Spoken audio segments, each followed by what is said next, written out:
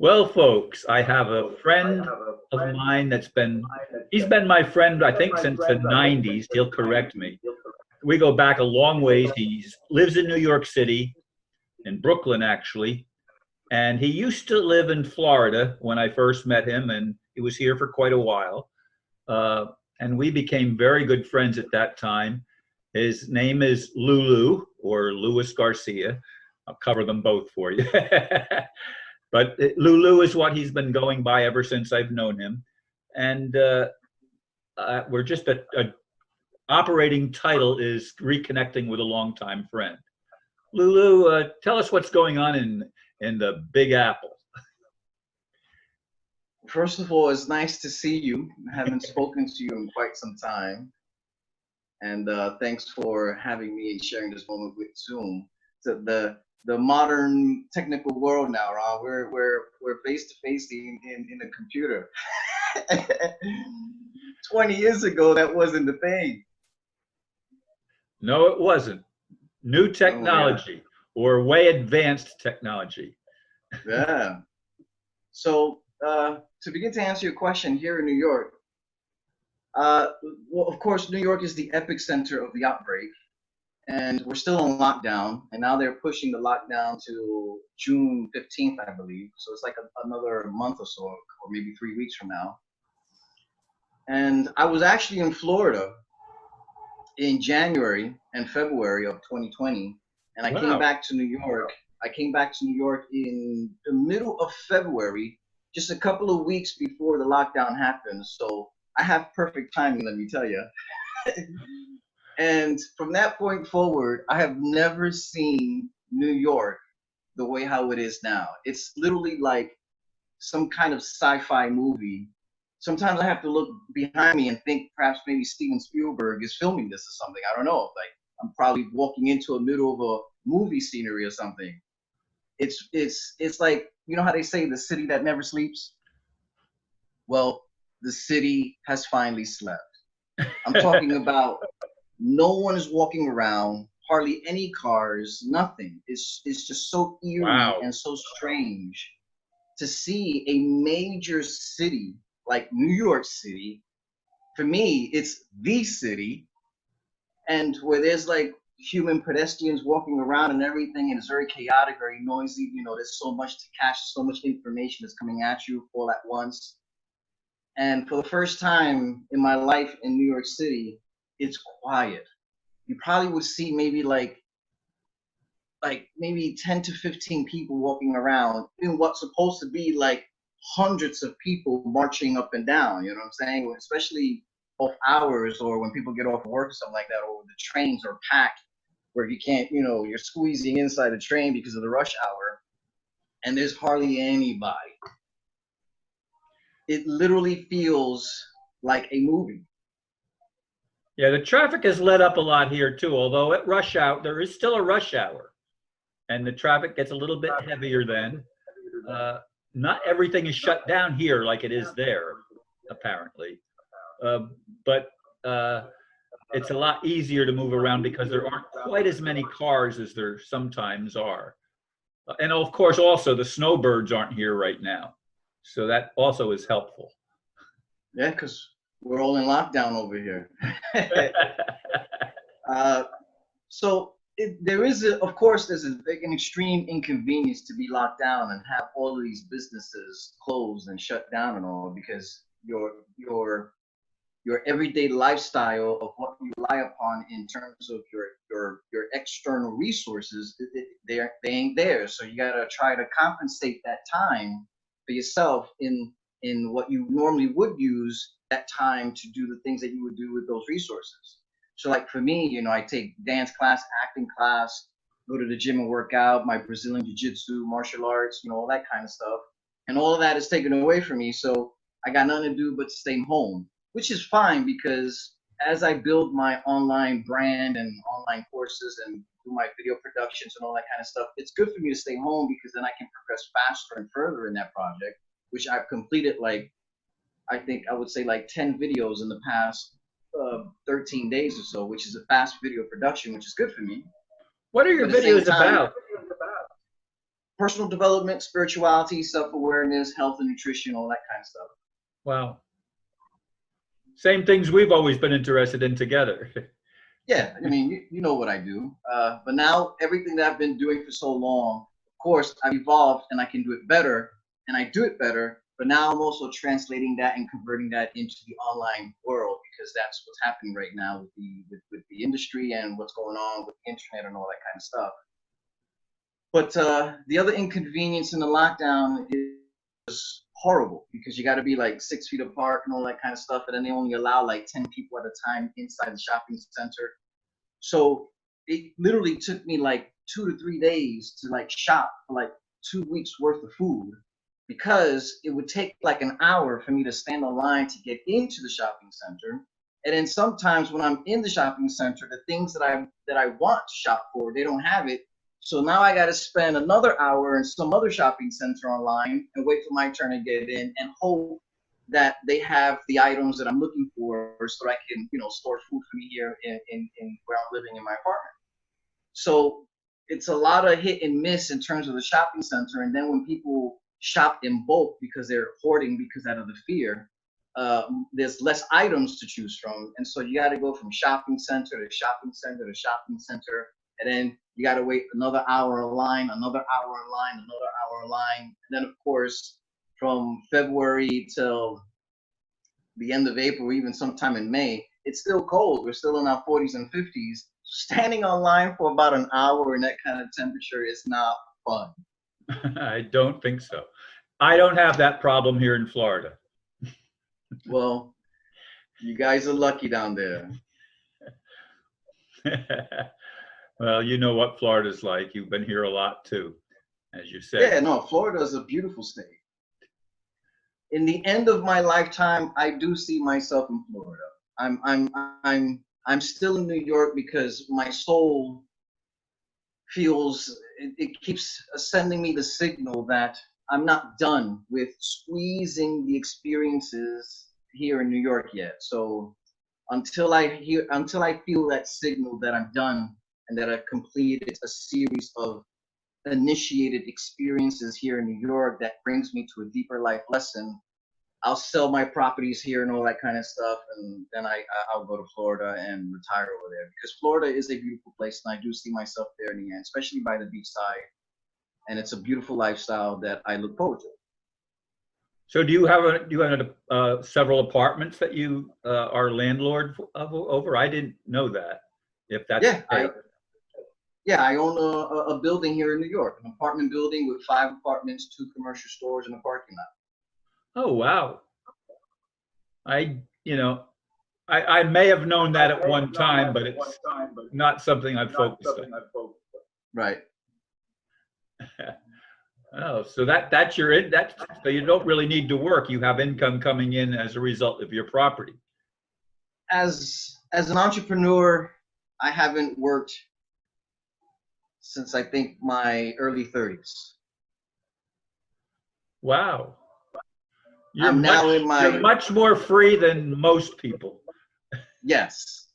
And it's a decision that I was happy with, and it's the best decision that I made in my life, to invest in real estate in that way. And I have houses in Florida as well. I have a couple of houses in Brevard County. Oh, I didn't know that either. Well, it's been a long time that we've spoken, Ron. Yes, it has been.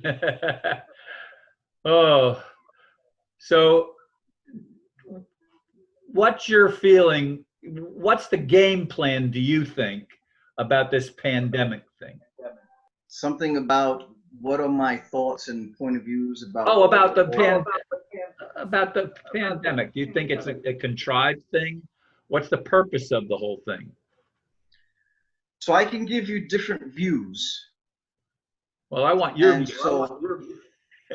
Well, the different views that I'll give, they're all mine. Oh, okay. they all come from my authentic spatial intelligence. So I'll start with one point of view.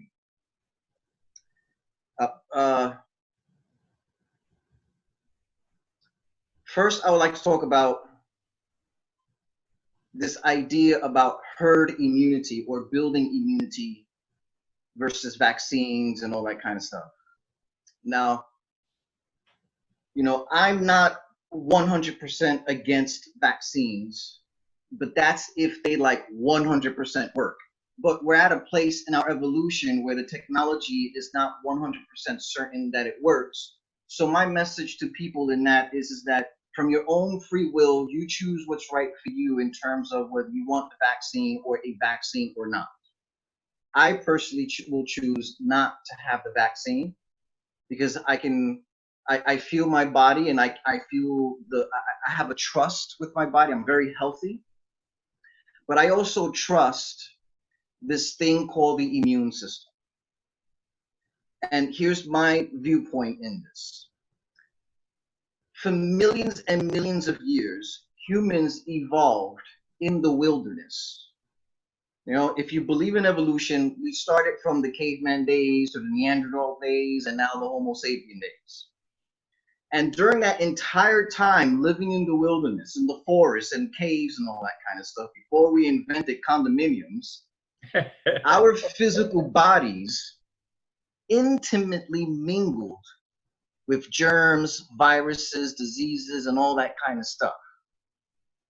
And in that intimate mingling process, we managed to survive millions of years worth of progress.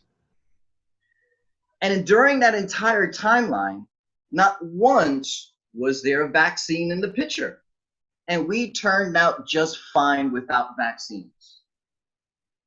So what does that tell you about the human makeup? It means that when the universe designed us, God, Goddess, all that is, whatever you want to call it, nature designed us with an immunity that has the ability to adapt to these viruses. And a natural resilience. Exactly. It makes no sense for nature to design us with a body that doesn't give us that level of protection. Because if it didn't, we wouldn't make it this far in the millions of years of living in the wilderness. But we did make it this far, which tells you, it confirms that nature, the universe, designing us, it designed us with an operating system that can protect us from those microscopic bugs, which is a beautiful thing to have in the makeup of the human being. And so I trust that.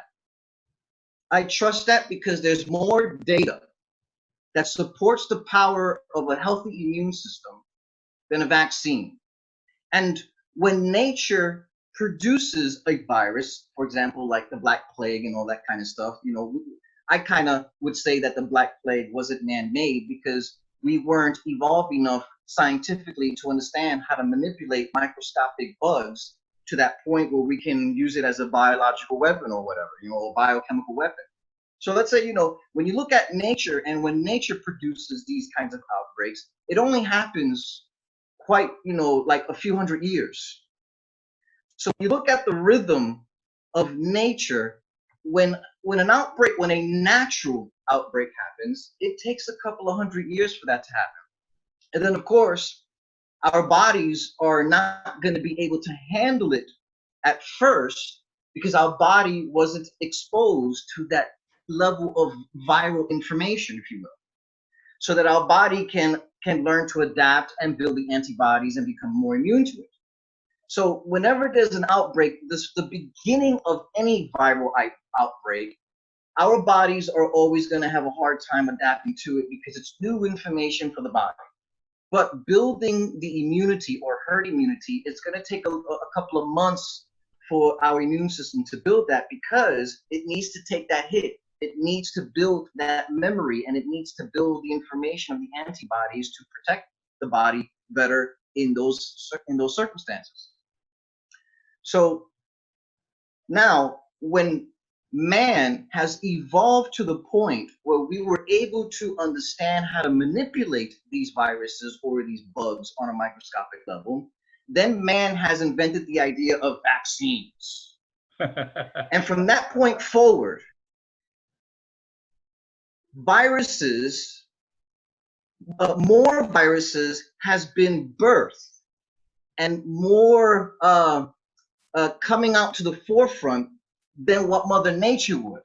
So what I'm saying is that Mother Nature, when she creates her own outbreaks, it takes a couple of hundred years for that to happen. But ever since man tapped into the technology of manipulating these bugs on a microscopic level and the idea of creating a vaccine, from that point forward, let's say the 19th century, from that point forward, there has been more viruses and more outbreaks at a faster rate than what nature does it in her time. More so in the past 10 years, from SARS to H1 and N1 or whatever it is, and now COVID-19. And it's like that's happening too fast. And it's happening too fast because my idea, and I don't have proof of this, I don't have proof of this, but this is what I feel, what I see, and how I interpret reality. Those are man-made because man is playing with it in the laboratory, and then these kinds of, sometimes, yes, it is an accident and it comes out of the laboratory, whatever, and sometimes it is deliberate in terms of an outbreak on behalf of our carelessness in that sense, or sinister or agenda kind of intentions. But my point is that ever since we started playing with these microscopic bugs and learning and figuring out how to manipulate and code and teach these bugs how to behave and connect with a cell and all that kind of stuff, there has been more outbreaks and more viruses from that point forward. And that's happening at a faster rate than perhaps what nature would do naturally, which already tells you a lot about what's going on in the world. Elaborate.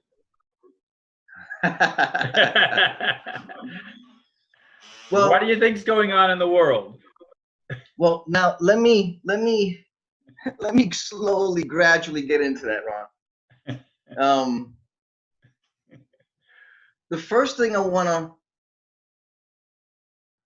before I move on, my first viewpoint, was that understood? Did you understand everything that I said?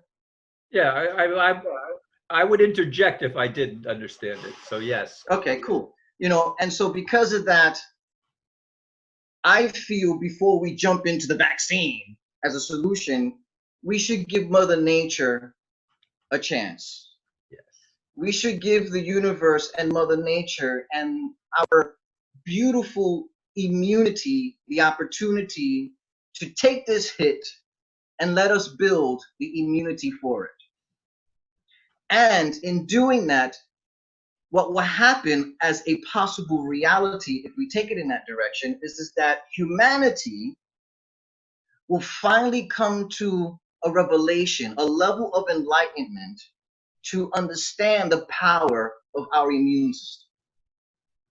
Because when you really look at what's going on, it's like in a direct attack to our immune system and kind of like teaching humanity that it's weak and that we need vaccines and all that kind of stuff, versus trusting nature and letting our immunity do what it's designed to do by nature's design. And so that comes into question for us, in not just in this country, but as citizens of the earth.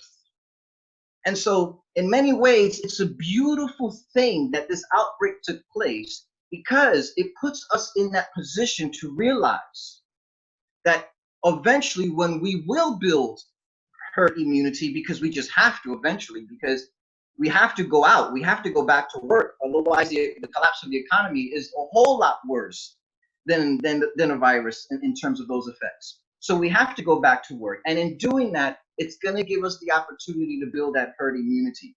And in that moment, it's going to bring us to a place where all of us is going to be like, wow, building the immunity works. We figured that out.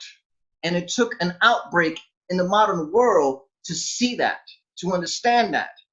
Thank you, coronavirus, for educating us on that, rather than us subscribing to the fear and the idea that our immune system is crap and it's not worth our time to give it a shot. You know what I'm saying? It's like a parent looking at a child and saying, hey, I'm not going to give you the opportunity to prove yourself. No, we have to give nature that opportunity. And so when that happens, which is about to happen, because as we reopen, we're going to come back out. And the virus is out there. This virus is here to stay. But in that, we're going to build our immunity, and that's going to prove all the leaders that were doing the whole lockdown and all that kind of stuff and blah, blah, blah, and everyone who was against about the idea of building herd immunity, they will be proven otherwise.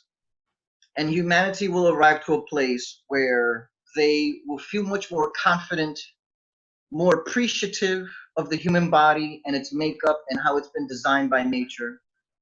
And we will come to a place to appreciate our physical makeup, which will bring us to a deeper sense of love for ourselves, because the act of appreciating that operating system that we call the immune system within us, the act of appreciating it is going to bring us to a place of greater love for ourselves, as we will see the human body as something beautiful. And so I see this as an opportunity for us to arrive to that point of revelation. And this is a good thing for us. This is a good thing because a lot of people don't understand the immune system and what it's about, you know. And so this is bringing up these questions. This is going to bring up this kind of insight and understanding about the human makeup in that way. I got to admit, even myself, I didn't know much about the immune system, but ever since this outbreak took place, whoa, did I do a lot of research on the immune system, and I've learned so much about the immune system. And guess what? I would have not taken the time to do the research and educate myself on the immune system if none of this would have happened. So in many ways, I'm also appreciative about that. Do you think that some of this manipulation of the viruses and other things is part of a dark agenda? Or do you think it's a dark agenda that will backfire and bring us to a lighter point of view? When I say lighter, I mean both lift our burdens lighter and lighter as in enlightenment. Excellent question. Now, I'm going to slowly begin to answer that because there are certain reference points that I want to establish first so that the overall concept of what I'm about to say can be understood better by the viewers. So, in life, this is my way of operating. In life, I always say it's best to see the two sides of things, which is duality. You know, you got to see the two sides of things, because when you see the two sides of things, and in actuality, since we're multidimensional beings, it's actually more than seeing two sides. You have to see as much possible of all kinds of variables and possibilities that is taking place, so that you can understand the picture that you are looking at, and so that you can understand the real experiences that you will be experiencing in a given event. If you operate one-dimensional and narrow-minded, that will limit your ability to understand things, and it will limit your ability to experience things as well, which will limit and slow down your evolutionary process subjectively as an individual. So the greater the bandwidth that your spatial intelligence is, and the more you can analyze and perceive and decode things in reality, the much more accurate you can zoom in to the actual variables that are playing out. And then it's from there you can place your decision from those reference points, and then you'll be in alignment in a way where you would generate actual genuine experiences in relation to what's really taking place in the environment. In other words, really see what you're getting. And we live in a world where a lot of people don't really see what they're getting. You know, if the car is blue, many people will say that it's red when it's actually blue. You know what I'm saying? So there's a lot of filters that we carry that filters the information that we get from the environment, and that limits our ability to make much more empowered decisions for ourselves and accurate decisions that can actually lead to successful results. And so you always got to see two sides. That's my reference point here. At least. Always got to see two sides. Now, in saying that, there's one side that I want to really hone in on and nurture a little bit and bring into clarification, and then I'm going to jump in and answer your question. You know, let's talk about this word conspiracy. You know, it has a very negative connotation to the point where those who consider those who are conspiracy thinkers, they're like outcasts and they're considered weirdos and crazy and all that kind of stuff. But you know, the word conspiracy is no different than what was taking place in the 14th, 15th centuries when religion and science were bumping heads and religion was seeking to suppress the knowledge of science. And one of the ways in which they did that is that all those who studied science or practiced science were considered witches or devil worshippers or satanic worshippers and all that, and they would be burned to the stake and crucified or arrested and stuff like that. And so those labels, you're a witch, oh, you're a Satanist, oh, yeah, you're a treason for studying knowledge that goes against the truth of the church, you know, all that kind of stuff. All of those labels is just repackaged in the modern world with the modern word called conspiracy. So the word conspiracy is just the same thing as it was in the 14th, 15th century. It's just a repackaged, sophisticated word that is more in alignment to the modern world. And so you're crucified, you're outcast, you're considered a weirdo, whatever. You're not allowed to think that way if you're considered a conspiracy. So it's like the behavior of what it was in the 14th, 15th century when they would arrest you or kill you for practicing science or astrology or whatever kind of stuff like that. That behavior of ostracizing people and outcasting people still exists today. It's just now projected with a more elegant, sophisticated word, which is the word conspiracy. But the behavior of attacking people is still the same. Now, what is conspiracy in its essence? Conspiracy thinking is the ability to see two sides. It's the ability to read between the lines. It's the ability to pick up what is being said indirectly. It's the ability to analyze and decipher other variables that could possibly be taking place that you can't really see in the forefront because it's not presented in the forefront.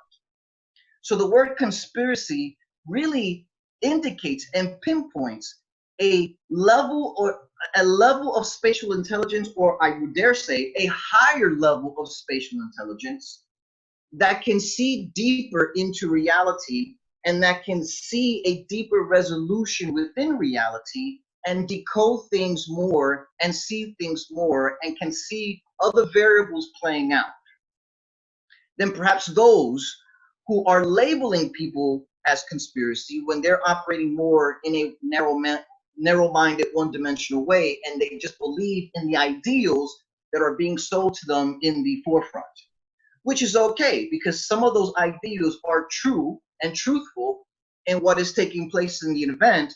But then a lot of manipulation that takes place, you have to have the ability to read between the lines. You have to have the ability to pick up what is being said indirectly when it's not being presented in the forefront. Why? Because it goes back to what I said earlier about having the ability to see as much variables playing out as much as possible so that you can understand the world you live in, so that you can understand how to make effective, empowered decisions to what's going on in the world around you, so that you can, one, not only protect yourself better and protect your loved ones, but also to creatively evolve and to creatively thrive and to make decisions that will lead you into successful results with yourself and those that you want to take care of in your sphere or within your lifestyle as well.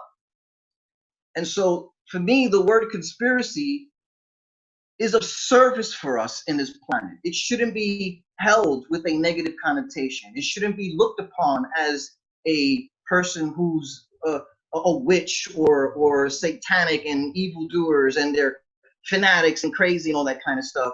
Now, there are some people who are conspiracy-like and they are fanatics. And for me, that's too crazy and too unhealthy.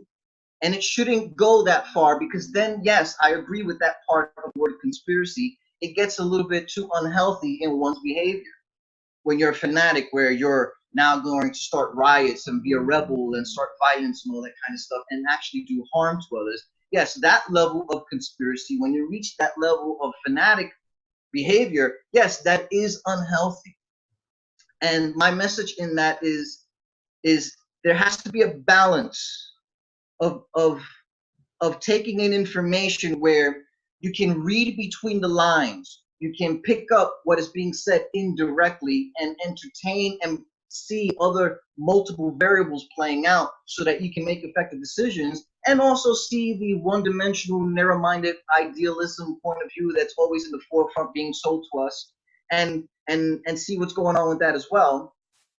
But it has to be a balance. It has to be a balance. You can't be you can't be too narrow-minded where you negate all the things that are happening indirectly that you don't see, and you can't be too conspiracy where you're so fanatic that you're gonna like go on a killing spree.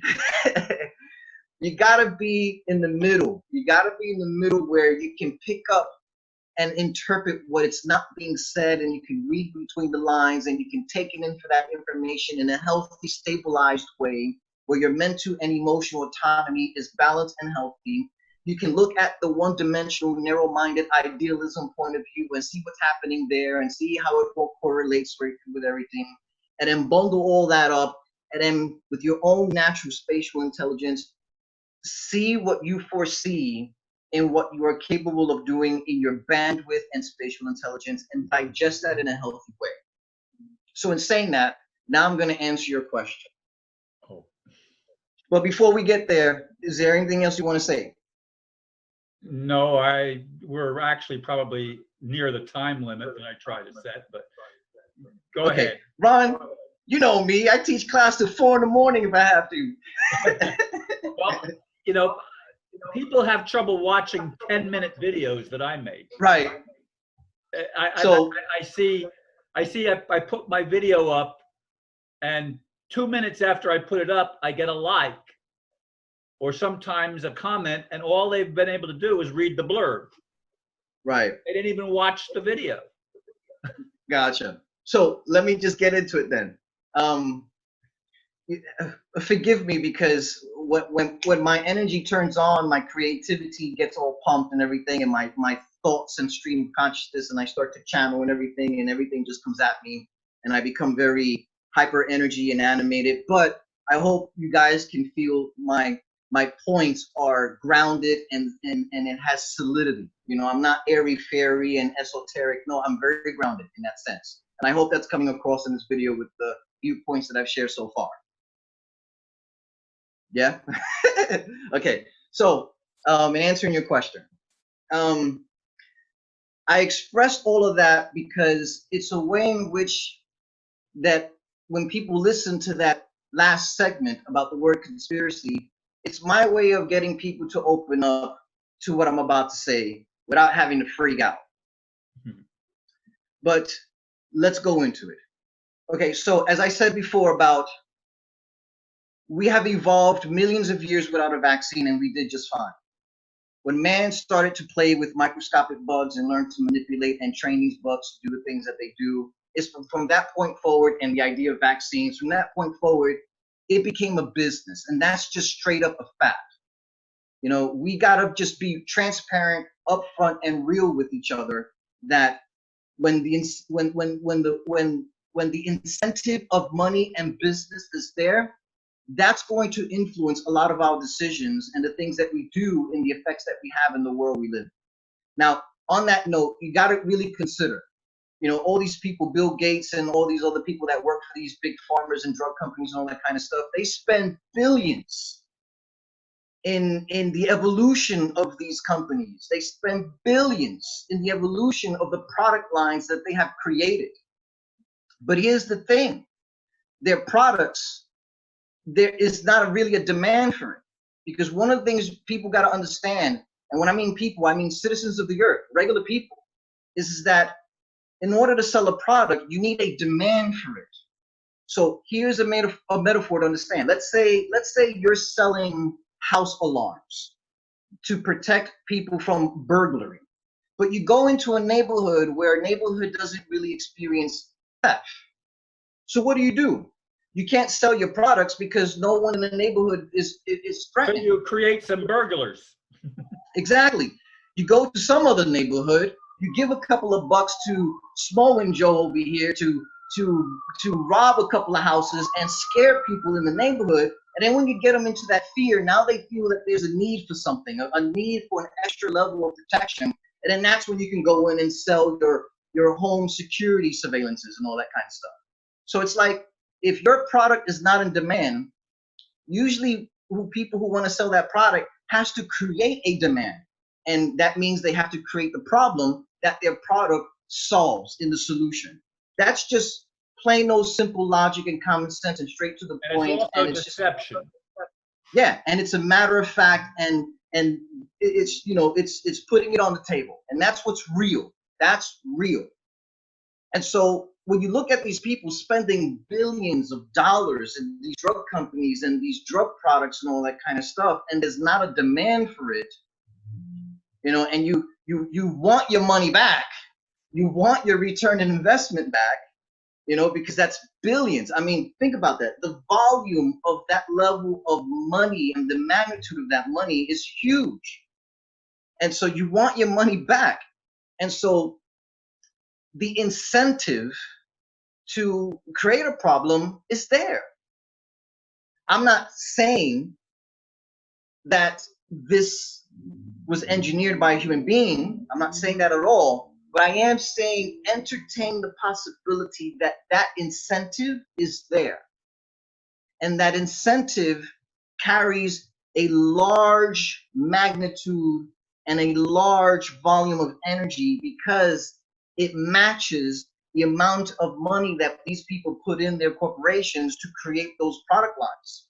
If I spend $5 billion on the product line, you know, there's a 5 million percentage rate of an incentive that a problem is going to be created by such people. You understand what I'm trying to say with that? Yes. Problem, reaction, solution. Yeah, and when we the problem, people are going to react to the problem, and you've already got the solution in mind that you want to sell them. Exactly. Talks about that all the time. And the thing is that, you know, there's nothing new to what I'm saying. When you look at human history, you see that playing out over and over and over and over again throughout history. And so what I'm saying is not an attack on the drug industries and all that kind of stuff. And I'm not claiming that that's what actually took place. I'm just suggesting people to entertain the possible idea of that, knowing that there's a huge incentive that motivates that kind of possible reality to take.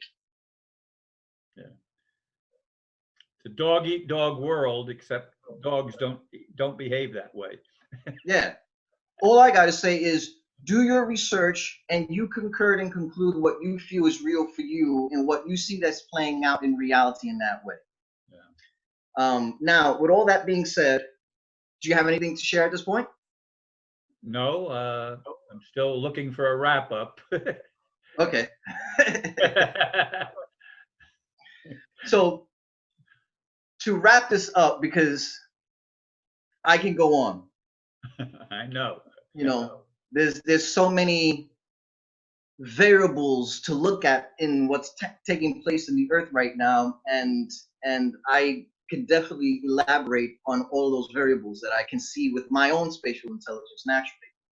But to wrap it up, to keep this video at a healthy length, people, this is what I will say. To answer the second sequence of your question, because you kind of had two questions, and now I'm going to answer the second sequence of your question. And as I answer it, that will be my closing. When we look at quantum physics, one of the basic fundamental laws of physics says the intention of energy is to move up. So what does that mean? Let's look at that on a microscopic level. Let's say you have one cell vibrating at a higher frequency, and then you have trillions and trillions and trillions of cells vibrating at a lower frequency. Based on that law of energy, two things are going to happen in this law.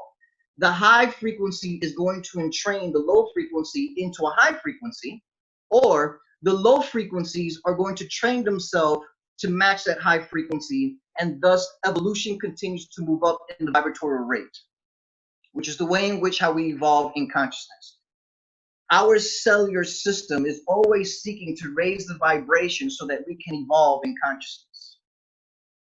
Now, within that law of physics, translating it on a subjective human experience, or translating that on a human level, the way how that works on a human level is that if you look at the word emotion, emotion, E means energy in motion, which means that your emotions is nothing but pure energy. Cellular frequencies moving up and down your body and creating surges of experiences in your attempt to process your experiences so that you can integrate your experiences, evoke or gather the revelation and build the wisdom, and then your consciousness collects that and integrates the wisdom, and you get smarter and better and you evolve. That's the whole point here. So now, when we look at emotion, energy in motion, and we translate that on a human level, there are emotions that are of a lower vibration, and it's not to say that they're bad emotions or emotions that we should try to get rid of. No, it's emotions that we should embrace the experiences that they offer so that we can grow the wisdom that we need in the integration and the synthesis process of the experiences.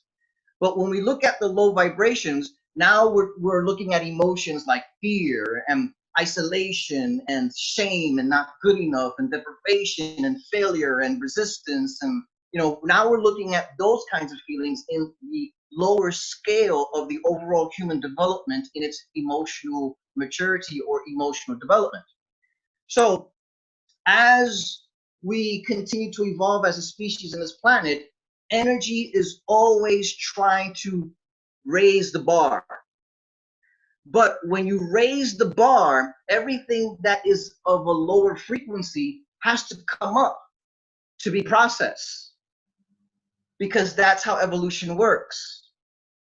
So everything that is held in those lower vibratorial rates, such as fear, not good enough, and loss, deprivation, blah, blah, blah, failure, resistance, all of that has to come up to be processed so that we can filter it out of our system, so that we can integrate the knowledge and wisdom, so that we can evolve and grow and expand in our consciousness. And that supports the basic fundamental laws of the natural laws of the physics, which is the intention of energy is to move up. But when you translate that on a human experience, that's what it looks like on a human experience. So the year 2020, which is the year of vision, it's the year for us to see. It's the year for us to understand. It's the year for us to get it. It's the year for us to have vision. It's the year for us to bring that which is unknown to the known and to see it. And so as evolution, the universe, God, Goddess, all that is, whatever it is that you want to call it, nature, as our cellular membrane seeks to mutate and seeks to raise the vibration higher and higher and higher, all that is held in the unconscious or subconscious and all that is held in the lower vibratory rate and all the feelings that are associated with that is gonna come up. And so we need a trigger to trigger it. And so now we have this virus here. And this virus, in the end, is truly, truly a gift for humanity, because it's giving us the opportunity to clear out all of our fears, all of our primitive fears of survival, all of our primitive fears of isolation and betrayal, all of our fears of suspiciousness and all that kind of stuff, is bringing it up so that we can deal with it and process it, so that we can funnel it through our beloved heart and heal it. Because one thing you have to understand about the heart is that the heart acts like a filter. So imagine a filter and a pipe that is connected to that filter. When you pump dirty water through the pipe, and when the water reaches the filter purifies it, and then in the other side of the filter, it comes out clean and it's drinkable water. The heart space acts the same way. when evolution is pushing the vibration up, all the lower frequencies and all the fears that are associated with the lower frequency is coming up and is surging through the body as that information on a cellular level. Because remember, motion, energy in motion, all of that information and input is coming up and rising through the body. And when we truly experience it, which is where the heart is, all those lower gucky, funky, scary feelings, like the water, is going to come through the heart. And then, like the filter in my other metaphor, the heart filters that energetic information. And when we feel it and when we go through it by actually genuinely having the experience and being present to it, our heart purifies those lower vibrations, and then it entrains it to a higher vibration, which brings us that much more closer to enlightenment. It brings us to a place of wisdom and revelation and understanding things better, which upgrades the human ability and its spatial intelligence to know more. So yes, we're going to freak out, because that's what always happens when the volcano erupts, if you know what I mean with that. But as we go through it and we stay present with it, we will pass this and we will come out better and stronger. Why? Because by default, we are designed to be like that. It's like the immune system. When the immune system takes a hit from a virus that is unknown, it takes a moment for the immune system to adapt and to figure out how to beat the virus and build an immunity to it. That's resilience that is built inside of us by nature, by the universe. It's an operating system that comes along with the program by default, which is good news, which means that we have a resilience in us, like a biological built-in resilience in us, that we will make it. We will always go through whatever challenging stuff that we will go through in our personal lives and as a collective, as a species on a global scale, such as this pandemic. We will go through it because the human spirit refuses to submit. And we will keep going because that is the glory of us as beings. We are powerful people. We are powerful beings. Our immune system is a testament to that, because it's the center of our operating system. The immune system, in its emotional associations, is associated with the feeling of self-love and the ability to set boundaries. Because think about it. The immune system, in its core mechanical makeup, it's about loving yourself. When the immune system heals you and takes care of you, it's an act of self-love. And when the immune system is protecting you from a virus, is an act of setting a boundary to unwanted information and energy. And so when you look at the immune system on a psychic, emotional level, it comes down to those two emotions, the ability of self-love and the ability to set boundaries. So in many ways, we are being asked by a higher power, meaning above man, which is the universal divine plan. We are being asked right now on this planet to look in ourselves and to come to a place to understand where it is that we're not loving each other, where it is that we lack boundaries, where it is where we're passive. And we're seeing that tremendously, because look at our leaders. They are abusing us. They have broken so many laws from the Constitution and other stuff, like, and all that kind of stuff, and we are boundless. We're not setting boundaries as citizens of this country and citizens of the earth, which reflects that we don't have boundaries, which comes now, that is with an association to the immune system when you look at it from the emotional point of view, which is about setting boundaries to unwanted viruses within the body. Then it's also about, when we look at ourselves as we handle this outbreak emotionally, you know, how are we working together as citizens of the earth? Are we in isolation? Yeah, which is what the lockdown symbolizes. Or are we doing teamwork as citizens of the earth and citizens of this particular country? No, we're not, because we're in isolation. So the issue is isolation overpowers the unity of the heart, which comes back to the immune system, which is about support, support of yourself, because that's what the immune system does for you when it's protecting you and protecting you from viruses. It's loving you in that way. It's healing you in that way.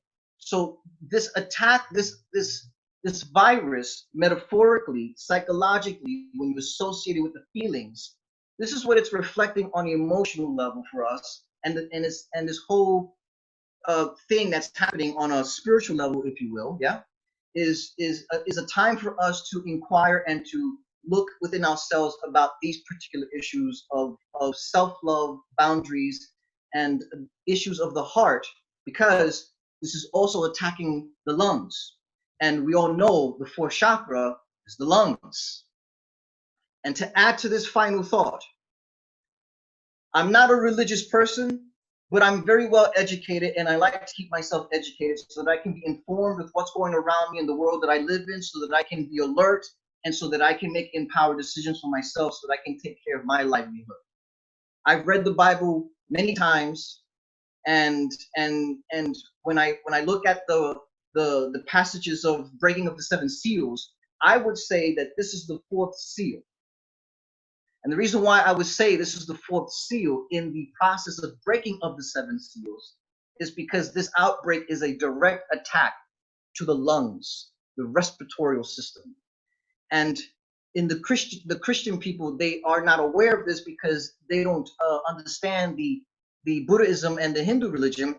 But in the Buddhism and the Hindu religion, there's a system called the chakra systems, and the breaking of the seven seals in the Christian religion is really the same system. They're talking about the same thing. The chakra systems and breaking of the seven seals in the Christian religion, in the Hindu religion, and the chakra system is the same process. It's the same thing they're talking about. They're just talking about it in different ways because of culture. But it's really the same science. And so the fourth seal in the Christian religion of the breaking of the seven seal process, to me, it equals to what I see in the chakra system, which is the Hindu and Buddhism way of understanding things, is the fourth chakra. So I would say right now in this evolutionary process, or should I say the overall evolutionary process, we have broken the fourth seal within the process of the breaking of the seven seals of the book of Revelation that is talked about in the Christian Bible. And so as an overall area view map, we are at that point in our evolution, which is good news. It means that there's progress. And when we get to the breaking of the fifth seal, we're going to experience the next world event. And that means that we're still moving forward in evolution, which means energy is still raising the bar, and it's seeking to raise the vibration as we move up the chakra systems or moving up the breaking of the seven seals. And we are here now at the heart. And so we have to look at unity. We have to look at issues of the heart, intimacy, fear of that, boundaries, community. We have to learn to co-create and come together. My message to the world is that we have to push aside our childish indifferences, and we need to come together for a common cause that makes sense, that's real, and that's grounded, and that gives everyone their inalienable rights as a human being, which is food, clothing, shelter, and the celebration and the development of one's creativity, and a safe place, meaning the environment, to live that, to be that. We have to push aside our childish indifferences, and we have to come together for a common cause to create a system that supports that kind of living. If we do not do that, we will continue repeating these unconscious patterns, these unconscious karmic wheels that continues to manifest the way that it is as you see it before you right now with this outbreak. Because the truth is, in another variable, this didn't have to happen, but it happened because on a global scale, on behalf of humanity, we still haven't learned what we need to learn. And so the karma catches up to us. And so the karma manifests it this way because we need to see it. We don't see it, and we don't choose to be responsible for it as autonomous conscious beings. So we got to go through it as reactive animal beings.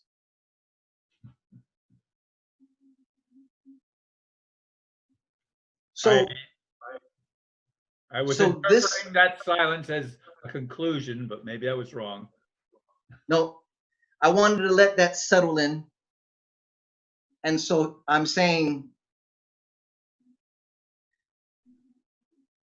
this is exciting times. Yes, it's scary for most and for many, but at the same time, it is exciting. What is happening now has never happened in the history of planet Earth. We are all going through this with each other and together. This is an unprecedented event that is taking place. And we are at the precipice of something new. Whether it's the New World Order, which is a whole nother topic I can talk about, Not this time. or no, or not, or not the New World Order, regardless of what it is, what we are experiencing is a major, major experience. And from my heart to yours, and like a spokes of a wheel, as I send out my heart energy to every human being on this planet, we will be okay and we will pass this because we are resilient. We are built with a resilient spirit. We are built with a biological, resilient, physical vehicle called the human body. And the immune system is the center of that resilience, which is why these drug companies want to take that out. I don't want to segue to another point, but I just want to leave that hanging. And so it's like we should nurture ourselves, we should exercise, we should eat healthy, we should take our vitamins and don't allow ourselves to be vitamin deficient. We should support each other, we should take care of each other, we should look inside and acknowledge our fears that are coming up because it's coming up to be processed, to be healed, to be transcendent, to give us the wisdom that we need so that we can become that much more enlightened and smarter and a way of upgrading human nature. And so here we are. We have this opportunity and we're going to do it. Thank you, Lulu. On that note, we're going to wrap up, and we'll have to do another video at another time in the future. And it's good connecting with you once again. Thank you very much. It's awesome to see you, Ron. Forgive me that we haven't spoken in so long, but life happens and our journey, continues in other pathways. But just know that no matter what, I will always love you, and I always do love you. And when I'm in Florida, yes, we have to make an attempt to hang out. I will be busy when I'm there with what's going on with my father, as I've been sharing with you.